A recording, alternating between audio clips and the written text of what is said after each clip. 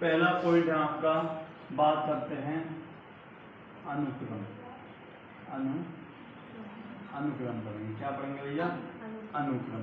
अनुक्रम क्या होता है इसे बता दूंगा। पहले समांतर श्रेणी को समझने के लिए पहले हम एक बनाते हैं आपकी सीढ़ी इस प्रकार से, ठीक है। क्या करते हैं भैया इस सीढ़ी में, ऐसा मान लो जो ये सीढ़ी का ये वाला डंडा है, इसे कुछ भी मान लो कि आपका कितने सेंटीमीटर का है? 9 सेंटीमीटर का, ठीक है।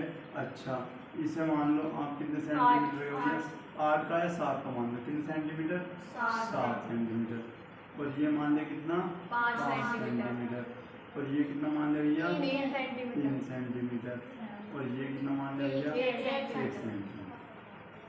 कितनी बात समझ में आई है? नहीं है। तो अनुक्रम क्या हुआ? अब जैसे तुमने देखा कि भैया पहले 9 लिखा भैया ने, फिर 7 लिखा, तो ऑटोमेटिक तुमने क्या बता दिया? 5। फिर उसके बाद 2 नहीं 3, उसके बाद क्या बता दिया? 1। तो तुमने कैसा पता लगाया? तो तुमने कहा इसमें कितने का अंतर आ रहा भैया? तो 2 का अंतर आ रहा। तो ये क्या हो गया? एक निश्चित क्रम हो गया। क्या बोलेंगे? निश्चित क्रम। निश्चित क्रम हो गया। ये क्या हुआ भैया? आपका निश्चित क्रम हो गया। आई बात समझ में? अब आता क्या है? अनुक्रम। अगर हम बात करते हैं आपको, इसको हम लिख भी सकते हैं जैसा हमने लिखा। क्या है आपका? 9 है, उसके बाद क्या आया था? 7, उसके बाद 5, उसके बाद 3 और उसके बाद किधर है इतनी बार? अच्छा, इसे कहा हमने A1 और इसे क्या कह दिया? A2, इसको A3 और इसको A4, इसको आपका A4 और इसको भैया A5, ठीक है। अच्छा, अब करते क्या हैं? अब आपका आता अनुक्रम के प्रकार। अनुक्रम के प्रकार बात करते हैं तो ये कितने प्रकार के होते हैं आपके? 2 प्रकार के। कितने होते हैं आपके? 2 प्रकार के। जिसे बोलते एक आपका होता है परिमित और दूसरा होता है आपका अपरिमित। परिमित क्या भैया? जिसकी एक निश्चित लिमिट हो। लिमिट क्या मतलब? जो एक निश्चित मतलब ऐसा हो, मतलब कहाँ तक, जिसे हम देख कर बता सकते हैं ये 6 तक है या कहाँ तक है? 7 तक है, 8 तक। हमने मान लिया 1 2 3 4 5 6 7, क्योंकि कहाँ तक श्रेणी है आपकी? 7 तक। इस 7 के है नहीं, तो ये क्या हो गया? परिमित। और अपरिमित क्या हो गया? जिसकी कोई लिमिट है नहीं, पता नहीं दिया वो कहाँ तक है। यहाँ पर 2 क्या लिखेंगे भैया? अपरिमित। आई बात समझ में इतनी? अब कहाँ पर आते हैं भैया? हम देखते हैं आपकी श्रेणी। अब देखते हैं कि भैया श्रेणी की जगह श्रेणी क्या होता? एक ऐसा क्रम जिसमें एक लॉजिक काम कर रहा हो। क्या कर रहा हो? एक लॉजिक काम कर रहा हो। जैसे भैया हमने लिख दिया 2 4 6 8, 8 के बाद क्या लिखना? 10 12। देखो यहाँ पर ये क्या है? आपकी श्रेणी। क्यों भैया श्रेणी जो है? क्योंकि इसमें लॉजिक काम कर रहा है। क्यों भैया लॉजिक काम कर रहा है? कि 2 के बाद क्या लिखा? 4। कितने का अंतर है? 2 का। फिर यहाँ पर भी कितने का अंतर है? 2। तो यहाँ पर क्या कर रहा है? एक लॉजिक काम कर रहा है। आई बात समझ में? ये क्या होगी आपकी श्रेणी। एक बात बताओ, मैंने लिख दिया 1 3 5 7 और लिख दिया 9 और 11। बताओ ये क्या है? श्रेणी है या नहीं है? तुम कहोगे भैया है, क्योंकि इसमें क्या कर रहा है? लॉजिक काम कर रहा है। किस समय क्या जुड़ रहा है आपका? आई बात सही में या नहीं है? बताओ आ गई? अच्छा, एक चीज और बताओ, 4 7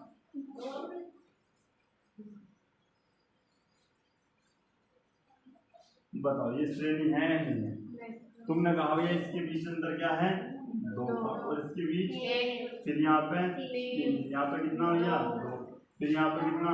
यहाँ पे भैया 2 -2, यहाँ पे यहाँ पे 4। तो कोई क्रम है इसका?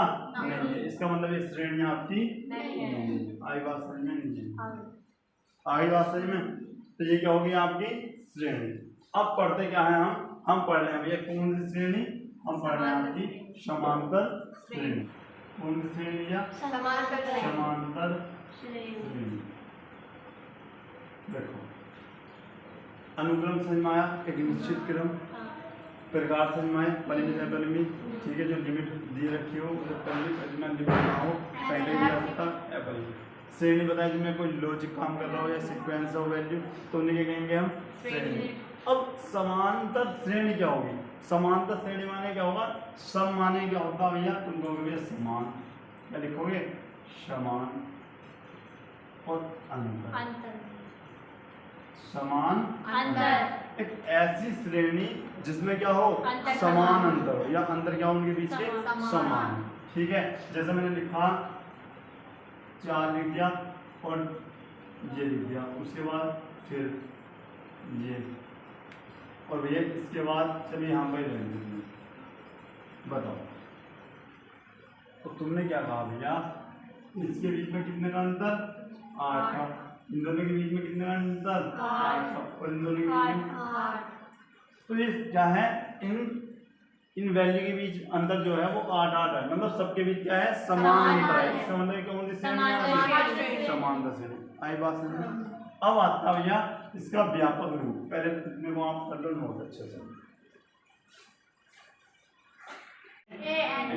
ठीक है ना। पहला होता है आपका प्रथम पद, जिसको हम पहला पद भी बोल सकते हैं, प्रथम पद होता है। उसी प्रकार A2 को लिखते हैं हम क्या? दूसरा पद, दूसरा पद। इसी प्रकार A3 को लिखेंगे तीसरा पद, और भैया आप लिखोगे A4 को चौथा पद, और भैया डॉट डॉट डॉट डॉट जहाँ AN आया उसको क्या लिखते हो भैया? N-वा पद। आई बात समझ में? आगे थी बात समझ में? ठीक है। अब यहाँ पर हमारा चल रहा था ये समांतर श्रेणी, हम पढ़ लेते क्या? समांतर श्रेणी।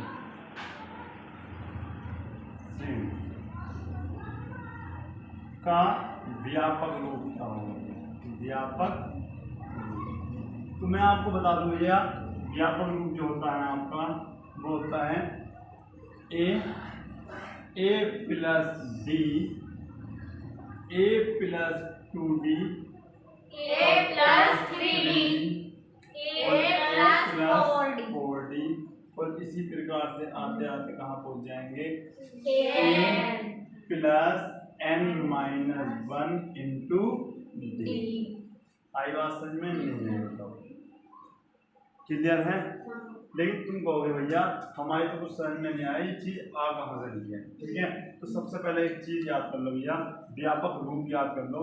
तो श्रेणी का व्यापक रूप क्या है? यहाँ पर लिख देता हूँ मैं व्यापक रूप, ये होता है आपका an बराबर a प्लस, क्या लिखोगे? a plus n-1 into D.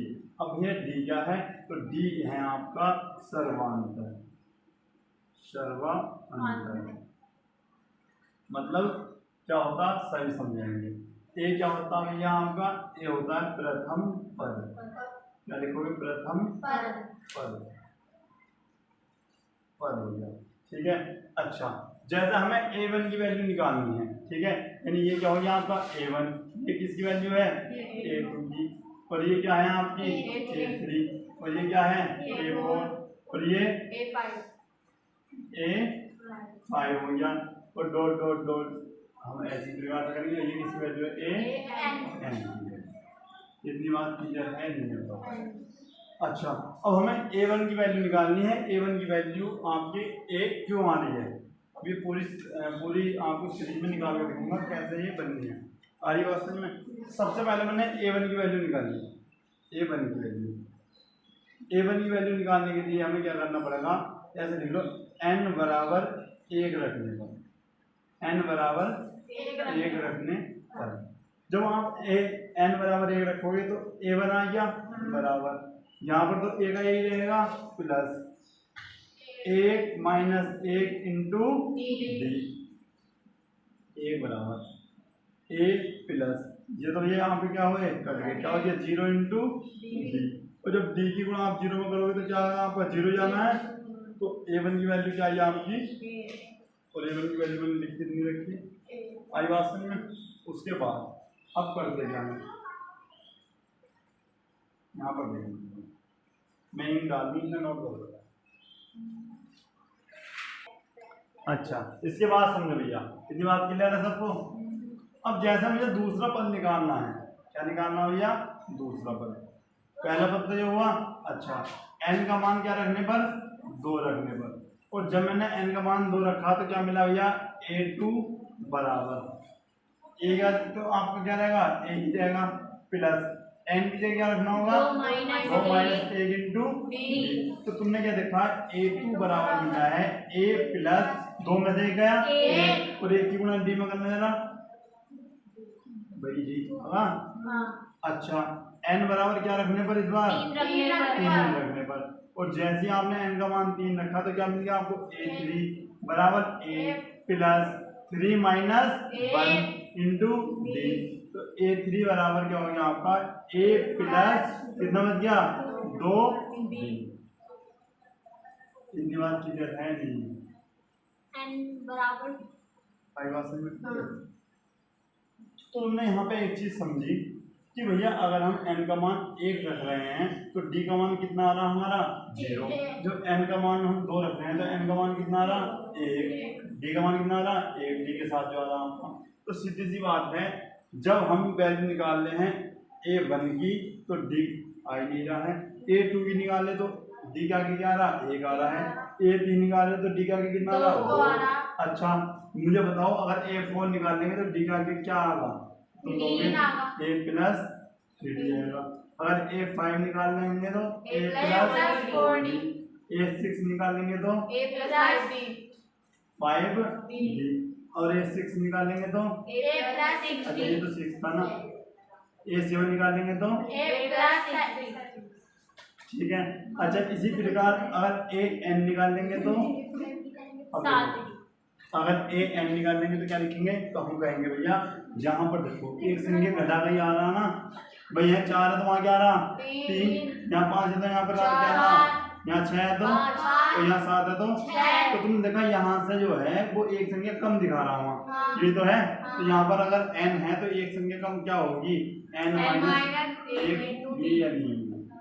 तो यहाँ से बना ये फॉर्मूला, an बराबर a plus n minus 1 into आई बात समझ में। फॉर्मूला कहाँ से आया, हो जाएगा यार, तुम्हें ये केवल ये याद करना है, आई बात समझ में। इसे नोट करो, पहला क्वेश्चन देखते हैं आपके एक्सप्रेशन क्या है। यहाँ पर देखते हैं भैया प्रश्नावली 5.1 का पहला क्वेश्चन क्या है, ध्यान से पहले समझना उसके बाद करना, ठीक है। यहाँ पर देखो ये क्या कह रहा है, निम्नलिखित स्थितियों में से किन स्थितियों में, मतलब ये बताना है कि एपी है तो क्यों है। एपी का मतलब क्या है, समांतर श्रेणी, ठीक है ना, है तो क्यों है। पहला क्या है, पहला क्वेश्चन देखते हैं। प्रत्येक किलोमीटर के बाद टैक्सी का किराया, जबकि प्रथम किलोमीटर के लिए किराया 15 रुपये और प्रत्येक अतिरिक्त किलोमीटर के लिए किराया 8 रुपये है, ठीक है ना। लो पकड़ो पहले इसको। अब यहाँ पर तुम्हें समझना है क्या कह रहा है। अब ये मान लो हमारी यहाँ पर एक गाड़ी है कुछ इस प्रकार, ठीक है, ये आपकी है गाड़ी, 4 पहिए होते हैं ना, ठीक है। तो ये आपकी है गाड़ी, कार, ठीक है। अब उसने क्या क्या रखा है कि प्रथम 1 किलोमीटर पर कितने रुपए है भैया, 15 रुपये। प्रथम 1 किलोमीटर पर कितने रुपए हैं, अगर इससे अतिरिक्त कितने भी किलोमीटर चलती है उस पर आपको प्रति किलोमीटर पर 8 रुपये देने होंगे। बस भाई ये यहाँ पर थी तो कितने रुपये देने, 15 रुपये, ठीक है। अगर मान लो ये गाड़ी जो थी यहाँ से यहाँ आ गई, यानी हमारी गाड़ी जो है कितने किलोमीटर चल गई, 2 किलोमीटर चल गई, तो बताओ उसे कितने रुपये देने होंगे, बताओ जल्दी। 8 रुपये। बेटा तुमने क्वेश्चन अच्छे से पढ़ा ये 30 आई बताएंगे बेटे, 1 मिनट दो। ये आपकी गाड़ी बेटा यहाँ पर समझो, पहले हमारी प्रथम 1 किलोमीटर पर कितने रुपए देने पड़ रहे हैं आपको? 15 रुपए। ठीक है, 1 किलोमीटर पर कितने रुपए देने पड़ रहे हैं? 15 रुपए। लेकिन वो कह रहा है अगर आपका प्रथम 1 किलोमीटर चलेगी तो आपको देने होंगे कितने? 15 रुपए। लेकिन अगर इस 1 किलोमीटर से अतिरिक्त चलेगी तो 1 किलोमीटर के आपको 8 रुपए देने होंगे। इसका मतलब अगले वाले किलोमीटर पे आपको कितने रुपए देने होंगे? 8 रुपए देने होंगे। 8 रुपए देने होंगे। लेकिन पहले वाले किलोमीटर पर कितने रुपए देने होंगे आपको? 15 रुपए देने होंगे। आ रही बात समझ में? नहीं आ रही किसी की? ये हो। अच्छा, अब मुझे जल्दी से ये बताओ, अगर गाड़ी 3 किलोमीटर चले भैया, अगर गाड़ी यहाँ पे कितनी चले? 3 किलोमीटर चले तो उसको भैया कितने रुपए देने होंगे? तो तुम कहोगे पहले किलोमीटर में कितने रुपए भैया? 15। उसके बाद 8 रुपए, उसके बाद 8, उसके बाद भी कितने रुपए? 8 रुपए।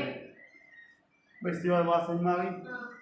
अगर मुझे बताओ 4 किलोमीटर चले तो कितने रुपए देने होंगे? तो तुम कहोगे 8 रुपए आपको फिर से ऐड कर देना। नहीं बात समझ में? कितने रुपए देने होंगे? 8 रुपए। ठीक है ना? अब यहाँ पर देखो, अब लिखना क्या है? प्रथम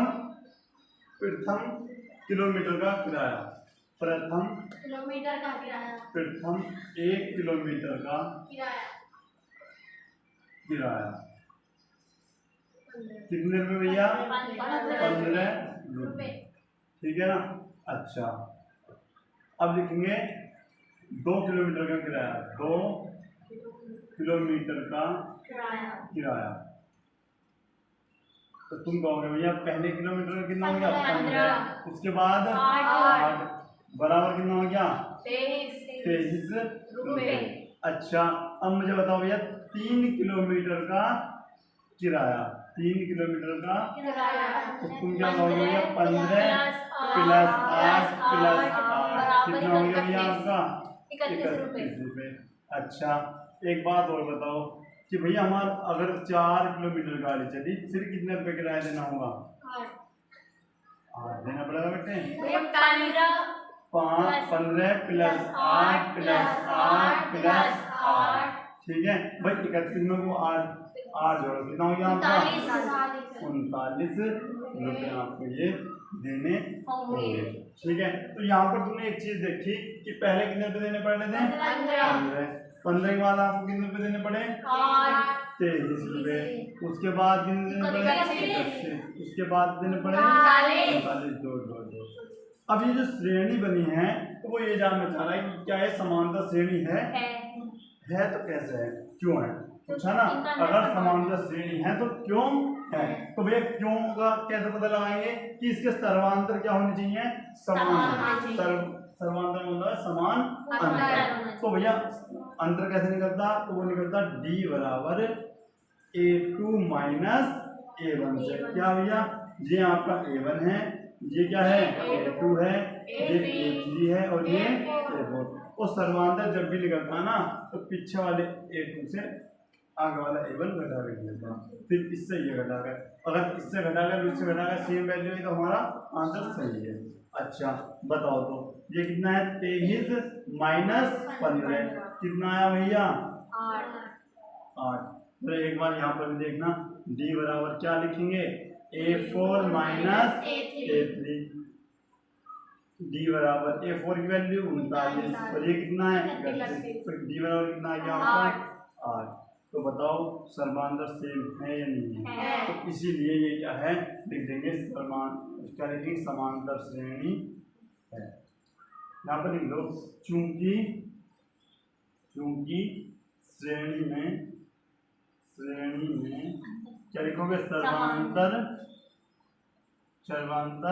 समान है। सर्वांतर समान है, इसीलिए दी गई श्रेणी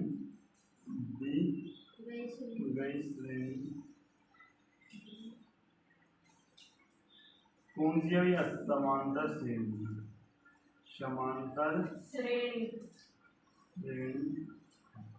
ठीक है ना? देख सकते हो इतना? ठीक है, नोट करो। हाँ भाई, क्वेश्चन अच्छा समझ में आ गया? किसी को समझाना तो नहीं है? नहीं। पक्का? इससे नेक्स्ट क्वेश्चन करेंगे कल करेंगे रात में। इससे पहले वाली वीडियो आपको देख लेनी है, कमेंट बॉक्स में क्या करना आंसर। आंसर। तो मिलते हैं नेक्स्ट टाइम, तक के लिए जय हिंद। जय